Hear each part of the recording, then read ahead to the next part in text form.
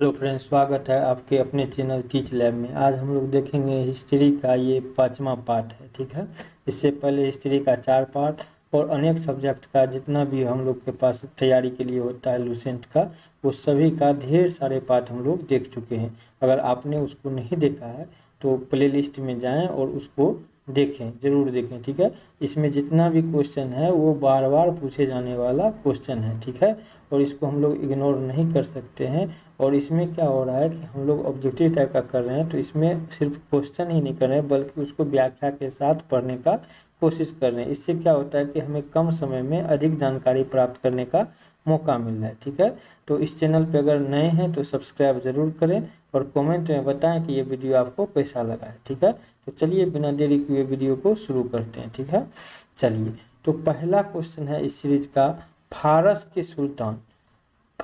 के सुल्तान मिर्जा शाहरुख के राजदूत अब्दुल रज्जाक जो 1443 से 44 ने किस विजयनगर सम्राट के शासनकाल में विजयनगर का यात्रा किया। यानी कि जब वो विजयनगर आया तो उस समय में उसका उसका सम्राट कौन था। ठीक है, तो उसका सम्राट जो था देवराय द्वितीय था। कौन था?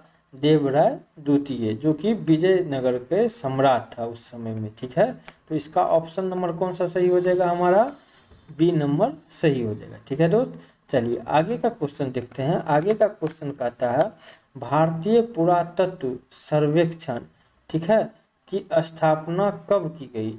तो इसकी स्थापना 1861 में ईस्वी में की गई थी। तो इसका ऑप्शन नंबर कौन सा सही हो जाएगा?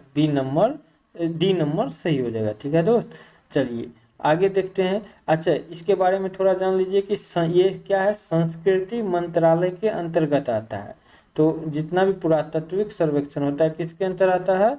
संस्कृति मंत्रालय के अंदर। थोड़ा ये पूछेगा, ठीक है, मंत्रालय के अंतर्गत पूछेगा पुरातात्विक सर्वेक्षण किस मंत्रालय के अंतर्गत आता है, तो ये संस्कृति मंत्रालय के अंतर्गत आता है और इसकी स्थापना 1861 ईस्वी में की गई थी। ठीक है दोस्त, चलिए आगे का क्वेश्चन देखते हैं। आगे का क्वेश्चन कहता है कि भारतीय पुरातत्विक का जनक किसे कहा जाता है? यानी कि भारतीय पुरातत्व का जो जनक है किसे कहा जाता है? तो उसको अलेक्जेंडर कनिंघम को कहा जाता है। किसको कहा जाता है? अलेक्जेंडर कनिंघम को भारतीय पुरातत्व के सर्वेक्षण का विभाग का क्या जनक माना जाता है। इसमें कनिंघम जो है ब्रिटिश सेना के बंगाल इंजीनियरिंग ग्रुप के क्या थे? इंजीनियर थे, जो बाद में क्या हो गया कि भारतीय पुरातत्व और ऐतिहासिक भूगोल तथा इतिहास के प्रसिद्ध विद्वान के रूप में ये बहुत प्रसिद्ध हो गया। ठीक है, तो इसका जो ऑप्शन होगा पुरातत्विक का जनक कौन हो जाएगा? अलेक्जेंडर कनिंघम हो जाएगा। ठीक है दोस्त, चलिए आगे का क्वेश्चन देखते हैं। आगे का क्वेश्चन कहता है निम्नलिखित विद्वानों में हड़प्पा सभ्यता का सर्वप्रथम खोजकर्ता कौन था? तो सर्वप्रथम खोजकर्ता जो है दयाराम साहनी ने किया था। कब किया था?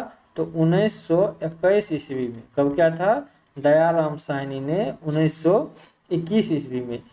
इसमें दो आदमी, एक आदमी और था दयाराम साहनी और माधव स्वरूप। कौन था? माधव स्वरूप। ठीक है, स्वरूप, ये भी साथ में मिले थे। ठीक है, और अभी जो है हड़प्पा सभ्यता, इसकी खोज क्या था? अभी पाकिस्तान के माउंटगोमरी जिला, जो कि पंजाब में, अभी पाकिस्तान के पंजाब में स्थित है। ठीक है, और इसका जो निदेशक था जिसके अंतर्गत खोजा गया था वो था सर जॉन मार्शल। तो इसको भी क्या करना है, ध्यान में रखना है। तो इसका ऑप्शन नंबर कौन सा सही हो जाएगा? हमारा डी नंबर सही हो जाएगा। ठीक है दोस्त, चलिए आगे का क्वेश्चन देखते हैं। आगे का क्वेश्चन कहता है हड़प्पा सभ्यता की खोज किस वर्ष हुई? अभी तुरंत बताए हैं कि ये 1921 ईस्वी में हुई थी। ठीक है, तो इसका कौन सा आंसर सही हो जाएगा? 1921 ईस्वी में। ठीक है, आगे का क्वेश्चन देखते हैं। आगे का क्वेश्चन कहता है कि सिंधु घाटी सभ्यता की खोज निकालने में किन दो भारतीयों का नाम जुड़ा हुआ है? तो वो कौन सा दो नया नाम जुड़ा, मतलब आदमी से जुड़ा हुआ है? दयाराम साहनी और राखाल दास बनर्जी। इसका सही ऑप्शन कौन सा हो जाएगा? दयाराम साहनी और राखाल बनर्जी, राखाल दास बनर्जी। ठीक है, चलिए आगे का क्वेश्चन देखते हैं। आगे का क्वेश्चन कहता है हड़प्पा एवं मोहनजोदड़ो की पुरातात्विक खुदाई का प्रभारी था, यानी कि जो उसका हेड था वो कौन था। तो अभी जस्ट बताए थे दयाराम साहनी या जो भी काम कर रहा था उसका हेड कौन था, सर जॉन मार्शल। कौन था, सर जॉन मार्शल। अच्छा, ये क्या हुआ था 1902 ईस्वी से लेके 1928, कहाँ तक, 1902 से 1928 तक ये जो है भारतीय पुरातत्व सर्वेक्षण विभाग का महानिदेशक थे।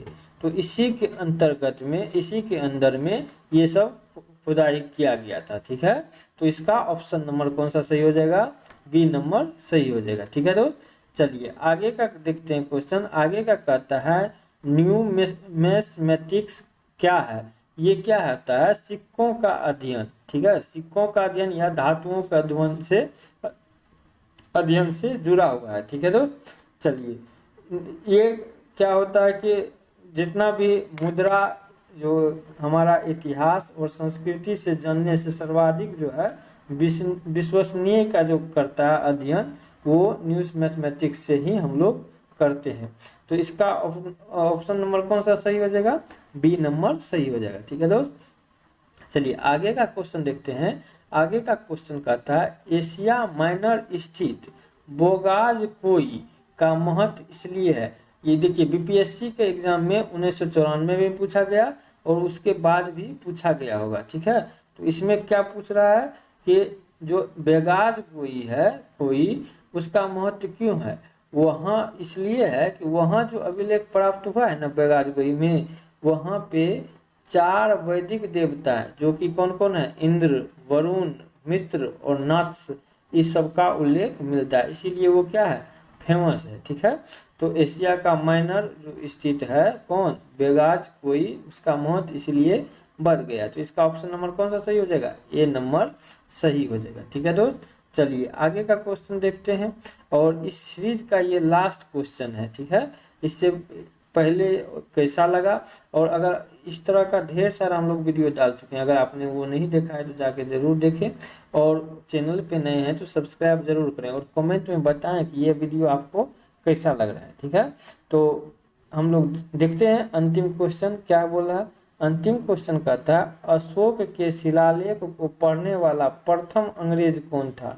अशोक का जो शिलालेख सबसे पहला पढ़ा था वो कौन था, जेम्स प्रीपेंस ने। कौन पढ़ा था, जेम्स प्रीपेंस ने।